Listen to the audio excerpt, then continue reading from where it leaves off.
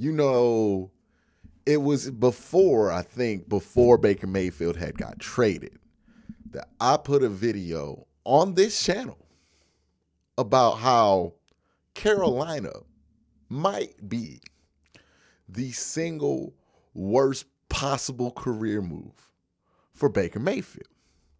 And I'm not coming at this from a perspective of one of those Baker Mayfield diehards who's going to blame everything on Carolina that's wrong with Baker Mayfield.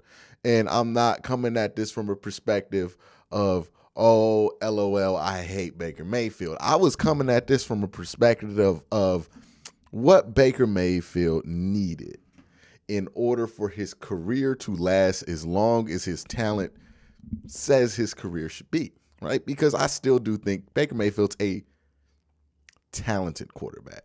He's not a good quarterback right now, but he's talented, right? And the problem with talented quarterbacks is they're usually not your backup quarterbacks, right? Jamarcus Russell didn't have a long run as a backup quarterback despite being extremely talented, right? We can go down the list of extremely talented quarterbacks that did not last long in the NFL, despite lesser talented quarterbacks staying as backups. And my whole argument was this. Baker Mayfield has an identity issue. That identity issue is that people do not see a mature adult or think of a mature adult when they think of Baker Mayfield. Whether you want to argue if that perception is right or wrong is irrelevant, so please don't do it. I know somebody's going to do it. It's irrelevant, right? Whether you believe Baker Mayfield to be immature is irrelevant. The fact is that a lot of people in the NFL think he's immature, right? That's the problem in Cleveland. That's why Adult in the Room came out, right? And that's the problem why a bunch of teams didn't want to trade for him, despite him having a pretty good resume for a quarterback that's available for less money because teams were willing to eat money on that and low round picks. It was the maturity. So I thought, and you can go ahead and fact check me on this, before he was traded, I believe, I said he should it would be best case scenario for him to be a backup somewhere because he doesn't need to play. He needs to prove that he can hold a clipboard. And the problem with going to Carolina is that he's good enough to start in Carolina. But the Carolina Panthers situation was an absolute disaster. Matt Rhule. I mean, we'll talk about this from the X's and O's standpoint, then we'll break down why it's a disaster in other levels. But Matt Rhule, lame duck head coach, not a good one from what I've seen. I'm not convinced, at least. I wasn't convinced when he was at Baylor. I'm not convinced now. He doesn't look like a good head coach. I remember thinking in the middle of last year, boy, he seems like a disaster, right? When he was putting Cam Newton on blast, like 3 weeks after returning, trying to learn the offense. You know, I thought that man was a disaster as a coach. Well, you go to his team. Offensive line ain't good. I don't even think that's been the problem with him. But offensive line ain't good. You have issues. And now we're hearing all the classic Baker Mayfield excuses. And look, I'm a Browns fan. I make no mistakes about that. Well, no, not mistakes, but I make no hiding of that. I'm a Browns fan, for those of you who don't know. I am somebody who has spent the last 4 years covering Baker Mayfield quarterback teams. I have broken down the film. I've been through the good, and I've been through the bad. And what I noticed last year going on with Baker Mayfield, and I took so much flack for this. So much flack for this. And look, sometimes being right requires that you get pushed back because sometimes people don't want to believe what's right in front of their face. And the flack I took was, hey, when he had that labrum injury, I said that the issues weren't necessarily linked to his labrum, right? His off-throwing shoulder, like it doesn't seem like that's big enough of a hindrance to cause the catastrophic drop in play. You know, people can say or have been trying to say, well, Baker Mayfield shouldn't have played after he injured himself. Why? It's just delaying the inevitable. The inevitable truth was that he's not that good. And NFL teams have figured out how to defend him in a way that he can't adjust to. The Browns figured this out. That's why they got off of him. A lot of teams around the AFC North figured this out. This was figured out. I figured this out watching the tape last year. His feet are terrible. He doesn't want to fix them. His ability to find passing lanes, terrible. I have not watched all 22 of Carolina, but if you're a Carolina Panther fan that has watched them all year, does it sound like I've been watching them all year? He can't find passing lanes. He gets the ball batted down an incredible amount. He is not athletic enough to bounce out of sacks, so he just eats a ton of weird sacks. What else is wrong? Oh, his eyes. He doesn't see things that are open. He has this obsession with trying to throw to every receiver instead of feeding your best one. He checks in and out of run plays at inconvenient times. The problem with Baker Mayfield last year was not the labrum. Everybody made it about the labrum. It was never about the labrum, right? It contributed to some issues, sure. But the bigger issue was that he's not a good quarterback. People got mad at me last year when I said a franchise quarterback does not look as awful as Baker Mayfield does, even if they're playing injured. Because a franchise quarterback is smart enough that if their physical gifts get weakened during the season, they can still lean back on their mental gifts. Big Ben been out there hurt for so many years, been playing well. Aaron Rodgers done played hurt many years, played well. You know who plays bad when they get hurt? Mitchell Trubisky's. Guys who aren't that good, right? But when I pointed this out last year, there was a lot of, well, Quincy, I can't believe you're ignoring the labrum injury. Well, Quincy, this is just irresponsible of you to ignore the labrum injury. And what my response always was I'm not ignoring it, but I'm not going to ignore the tape. The tape was terrible. Everybody told you to ignore the 2022 tapes, right? Panthers fans, when you guys traded for Baker Mayfield, everybody told you to ignore that 2021 tape.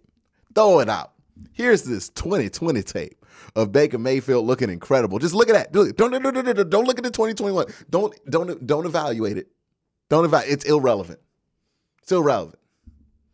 Cleveland's a dumpster fire. He was in a bad situation. They didn't want you to look at that tape because that tape told you the truth. He's not that good of a quarterback. He does not see the field well. Things you need to do at an NFL level, he doesn't do them. The reason he was able to have success early in his career, so he kind of caught defenses off guard. He has a stronger arm than you would assume. Teams weren't prepared for that, but now teams have figured him out. He can't find passing lanes. Okay, just put your hands up. Don't even try to sack him. Just put your hands up. That's what defenses are doing. They know he sucks at finding passing lanes, so you don't even have to rush him aggressively. Just get your hands up, and he'll throw them to your hands. They know that he can't see cover 2. He can't see cover 3. He can play a little bit in quarters, but he can't see those coverages. He misses guys underneath all the time. Okay, put guys underneath. The book is out. He is not adjusted. Either he's not talented enough to adjust, or he's so stubborn that he hasn't realized the problem is him. And the thing that concerns me with Baker Mayfield is that the more he talks, the more he sounds like his sycophants online, the people who defended him nonstop, right? The more he talks, the more he repeats the same rhetoric that his stands put out there. People wanted you to believe that Baker Mayfield had changed, right? That's always the one out there. For 4 years, we always believed that Baker Mayfield has changed, even though the actions haven't. And even though we had those 4 years of experience, even though right before he got traded, he would release a letter that was premature and then demanded a trade and talked to ESPN and did all this stuff that if this were a lot of other players, we would have given him flack for. But for Baker Mayfield, we were so riled up at the Browns for trading for Deshaun Watson. We just took Baker Mayfield's side, right? People just took his side. Pointed the finger at the Browns. Told you not to listen to anything the Browns were saying because it wasn't true. But the truth was on the Browns' side. And now everybody is seeing it. Baker Mayfield is who he was last year. Baker Mayfield is who he has been for a little while here. Baker Mayfield wasn't hurt. His career wasn't hurt by the Browns. His career was propped up because he was in Cleveland. If Baker Mayfield were drafted by the New York Jets, we would have seen this a lot earlier. But since he was drafted by the Browns and the Browns did so much to support Baker Mayfield early in his career, trading for Jarvis Landry, getting Nick Chubb in the second round of that same draft, getting a guy like Denzel Ward, already having a guy like Myles Garrett, assembling in 2020 the best offensive line in football for 3 years straight. They did a lot to prop him up, and they could only get as far as the divisional round. Once they realized that, they realized they needed to make a move, and they did. You can disagree with the ethics on that move, but they made a move for a reason. And that's the world we live in. So this is Baker Mayfield in Carolina. What is a very, very predictable mess. A lot of people who are familiar with Baker Mayfield predicted this because this is not something new. And it's not going to get better. Right? He goes up against the San Francisco 49ers.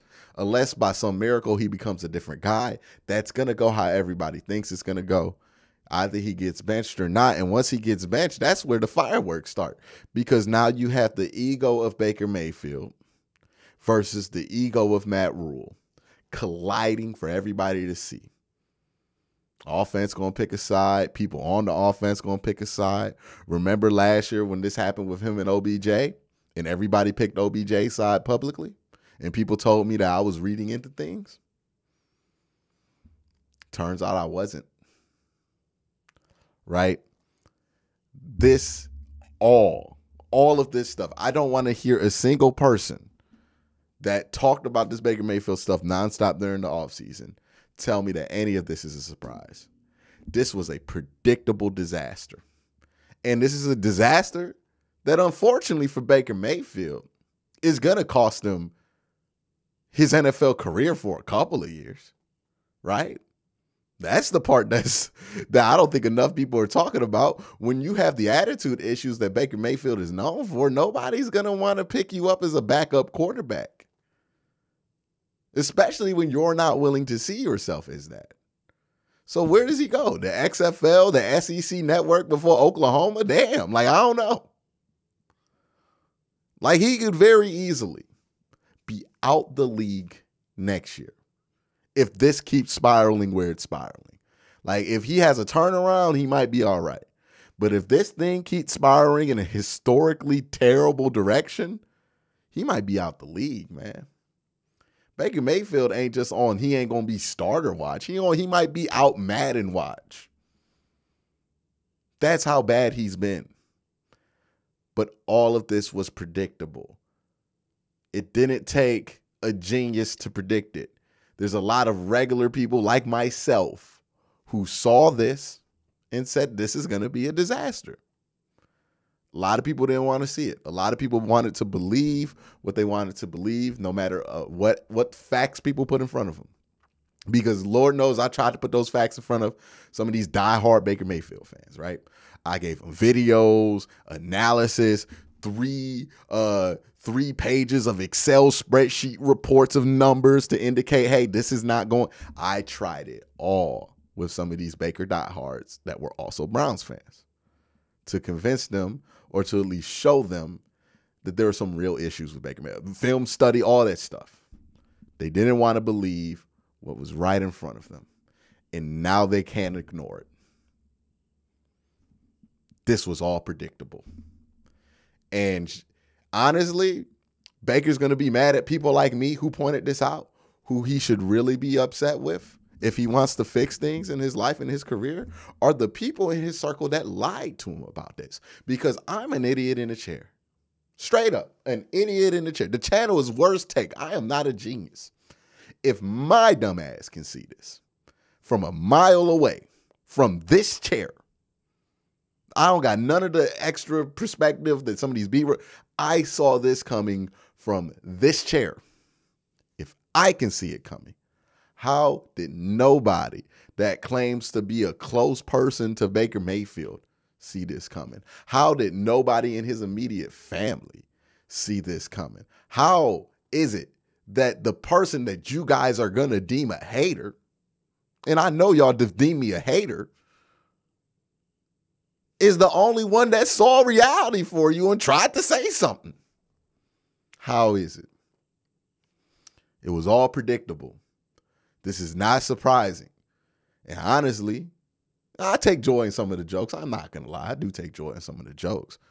But I don't take joy in what I feel like is about to happen to this man's career, because he is a talented quarterback. He does have, at times, great accuracy. If he did fix some things, he could be a more consistent quarterback. And I do think he's talented enough to work out of some of these holes that defenses have put him in. But as long as he still believes the BS that people who sycophants around him push in his ears, he won't.